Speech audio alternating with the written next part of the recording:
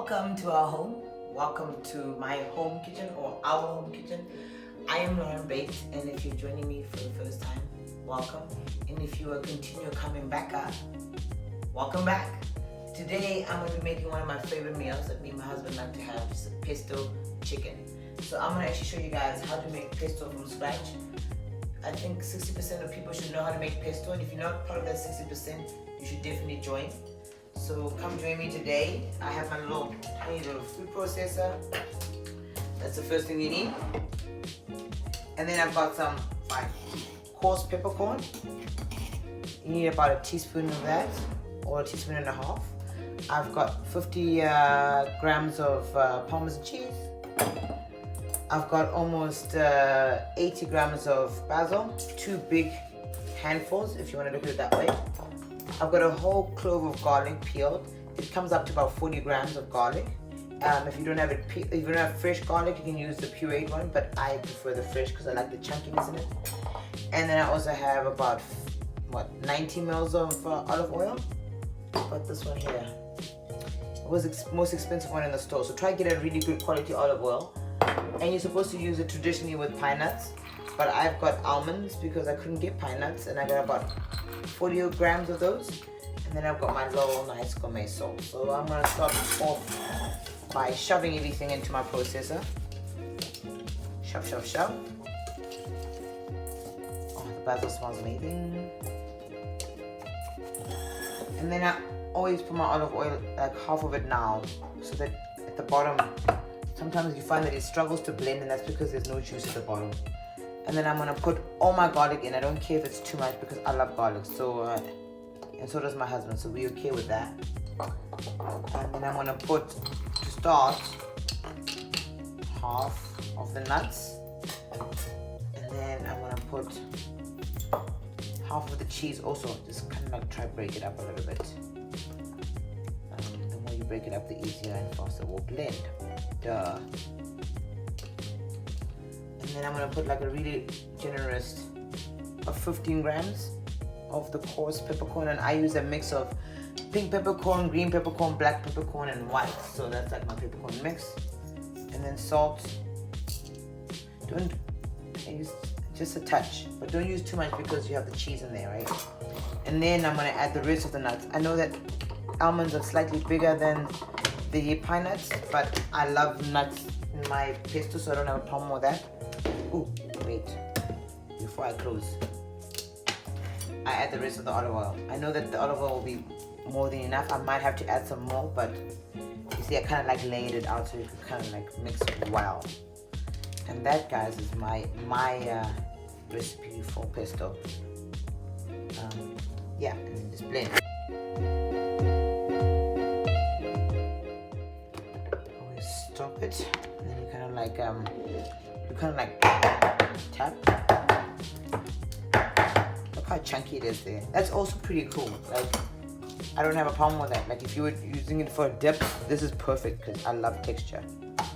Let me just tap it down. Thanks, baby. I'm gonna add a little bit more olive oil because I can really see it needs more. So I'm just gonna say just a touch.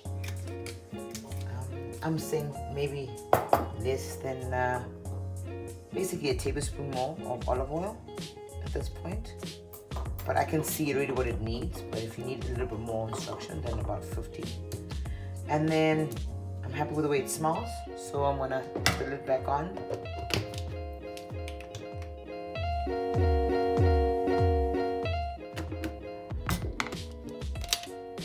This is a gentle process.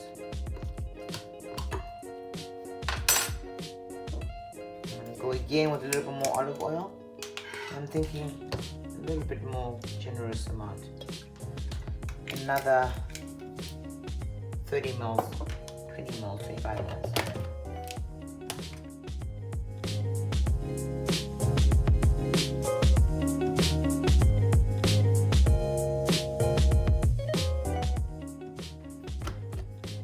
Oh wow. So it's all about the olive oil, clearly. Oh, I love the color. Look at that. Look at that color, guys. Honestly, I love it. Some people like their pesto really fine. Let me just taste now. See if there's enough salt. Let me give my husband a taste. Wow. Baby, you're gonna love this.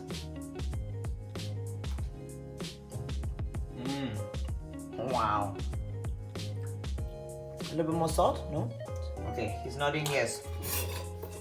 A little bit more salt. There we go. Just a touch. Everyone knows how much salt they need, so I don't even have to elaborate on that. I think that's enough for sure. Give it one last mix.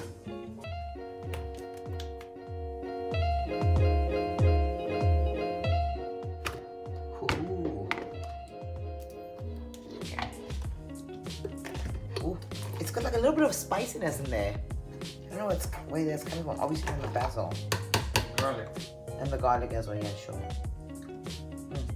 Perfect, babe. Oh yeah. And guys, that is a basil pesto that I made. I'm about to cook my chicken, but before that, I made the pasta ready. I got some penne from Italy, lovely. I made it prior, because I mean, if you don't know how to make pasta, boiled it for about 8 minutes. It's really al dente, that's how we like it, because I'm still gonna pre-cook it. And a little bit of salt in there. Give it a shake. Oh, look at that steam. That's perfect. I'm gonna put that aside. And this is when you really have to move. Okay, so I'm about to make the chicken breast. I just put some seasoning in it earlier. Some lime juice too. A little bit of chili, salt, pepper, and some rosemary we had lying in the fridge. We are big fans of rosemary. It's good for your body. Look at that smoking up. I like that. I like that a lot. Okay, obviously you can see that it's too hot. If you see smoke, it's not a good sign. Duh. So just move it out the heat. And then I'm gonna drop some rosemary sprigs because I still have a lot today. Oh yes. Look how the rosemary just opens up. I like it a lot. Boom. Okay. Wait. I will like actually take it out of this point. Flip it over a little bit. Thanks, Baba. When it gets too bitter, you don't want that. It's too hot. Anyway, I'm gonna drop chicken breast.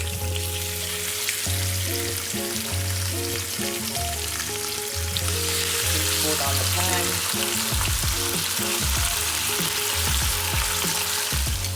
Alright guys, I've had the chicken for quite a while. I'm gonna flip it. I only flip once. I really want that color. Oh yeah. That golden brown color is perfect.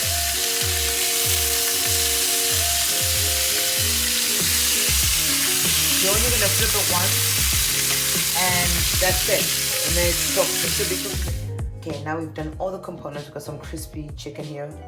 Now I'm gonna delicious. Cook some mushrooms that we had in the fridge. Just add what you have. I like that.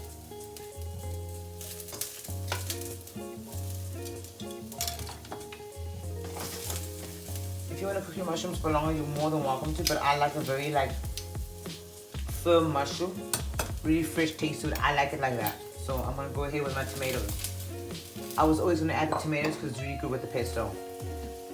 And then I'm gonna go with my pasta. I also, like I said, I like my vegetables very fresh. I don't want to waste time cooking it down for this pasta dish. Look at that beautiful pasta. Oh wow. I just got a little bit of a straw here. Yum yum. Toss in my chicken.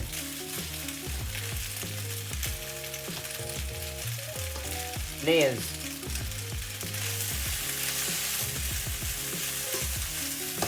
By the way, it's 200 grams of pasta, if you're wondering. Look at that. And then I'm gonna go. Grams a person. You can't eat the same as me, babe. Anyway, I just give my pasta a stir. Sometimes the oil floats up. It's fine. Give it a stir. Look at that. Consistency is amazing. 1, 2 generous spoons of pesto. Ooh. Whoa. I lost pasta. Try to keep it inside. I'm trying to keep.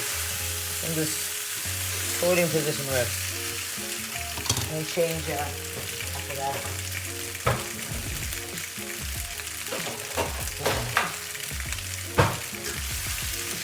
Alright, this is much better. Spoon works better than the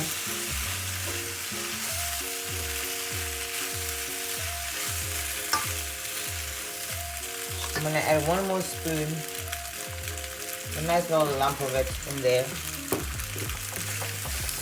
And if my husband would toss me, there's a little bit of cream, babe. I just wanna add a dash of it just to bring everything together. Oh my gosh, it smells delicious, guys. Woo!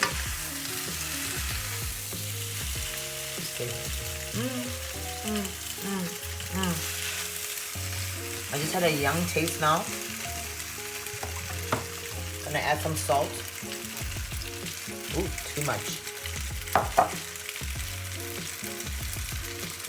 I'm gonna add some coarse pepper mix. Not too much. Because we really got that spiciness in the pesto from the garlic. A little more salt. And then I'm just gonna say cream, just a touch, to marry everything together. Me and Bass are not dairy people. So guys, thank you for hanging out with me. It's been such a lovely day. I'm just grating some almonds because we lactose, like I said, so we're not having like grated cheese on it because we've got plenty of dairy in there. Like, subscribe, tell somebody, somebody. And also during the weekend, follow me on my Instagram. My husband will put in the link somewhere. And we had such a great time, right, Bass? Yes, we did. We had such a great time filming this, and I'm happy to cook for my husband, and I hope you guys